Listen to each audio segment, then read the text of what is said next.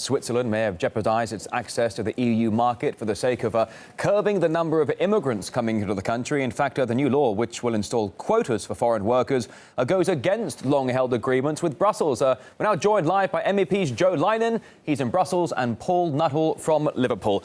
Gentlemen, thank you very much for coming on the programme here tonight on RT International. Paul, I go straight to you first. Experts suggest the Swiss could be gambling with their economy, which depends quite heavily on the EU market. Do you think the country can afford to sour relations with the European Union over the issue of immigration?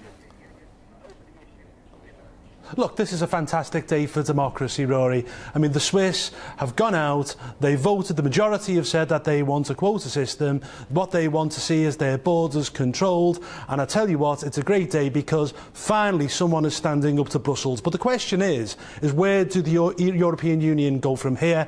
I suspect they will try to force the Swiss to vote again, have another referendum, because that's what the European does. It doesn't listen to the democratic wish of the people. Let's not forget, they ignored the referendum in France, they ignored the referendum in Holland, they made the Irish vote again twice over the Nice Treaty and the Lisbon Treaty. This is a big challenge for Brussels, but I suspect they will try to force the Swiss's hand and pick on the smallest boy in the playground. All right, well, I see Joe there shaking his head during this. So, Joe, do you think this could have any consequences for the EU, perhaps politically speaking? No, it is this Europhobia from Great Britain that we know since years. This is absolutely wrong. The agreement between the EU and Switzerland was not done by Brussels, but was done by the Swiss government.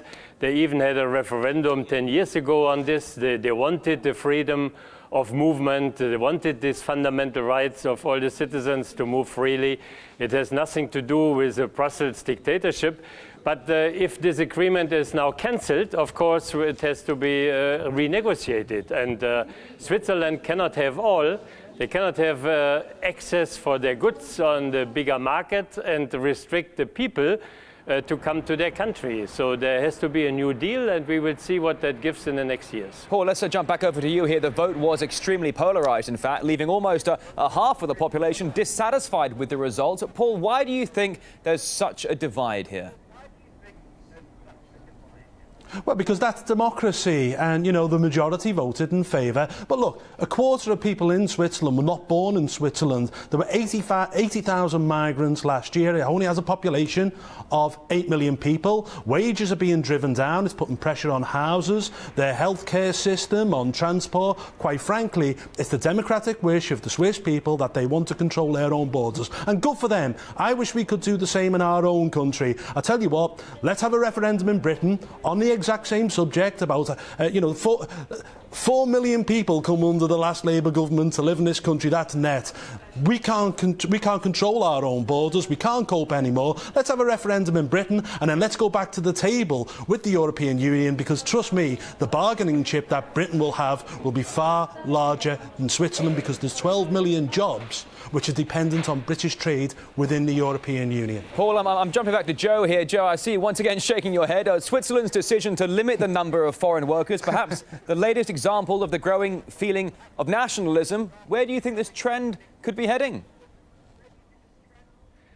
Now, I look on Luxembourg. Luxembourg have 35% of foreigners. They live with it very well because Luxembourg is a growing economy, a growing service sector. And you have seen the reaction of Swiss industry today.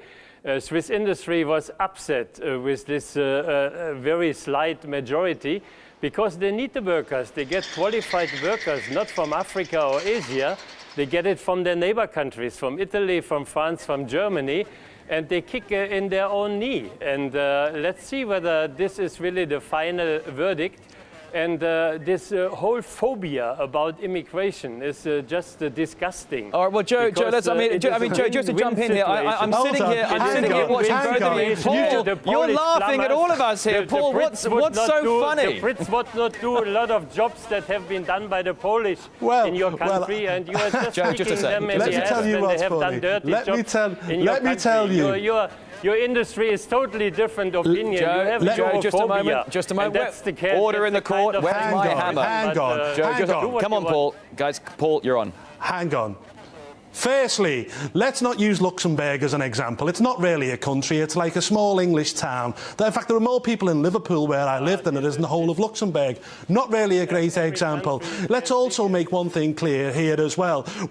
Hang fire, Joe. Let's make one thing clear here. We have 1 million young kids in this country, in Britain, 18 to 24, who are unemployed. We've got 2.4 million people who can't get work. It makes no sense whatsoever to saturate your job market even further by having an open-door policy to the whole of the European Union. What we want to see in Britain is we want to control our own borders with a points-based system. If you've got the skills that this country needs, yes, come here and work. What we won't allow to happen is for people to come from Eastern Europe in particular and claim benefits from day one. No, we don't. You have border control, guys, and most of your people are coming not from the EU, they come from your former empire. No, we don't. That's your problem. You guys in Brussels control. You guys in Brussels control our borders. All right, listen, guys, I'm going to jump in. Joe and Paul, listen, we all have to play nice in the sandbox. Let's share our toys. Joe, the introduction of quotas for foreigners would arguably create more job opportunities for the Swiss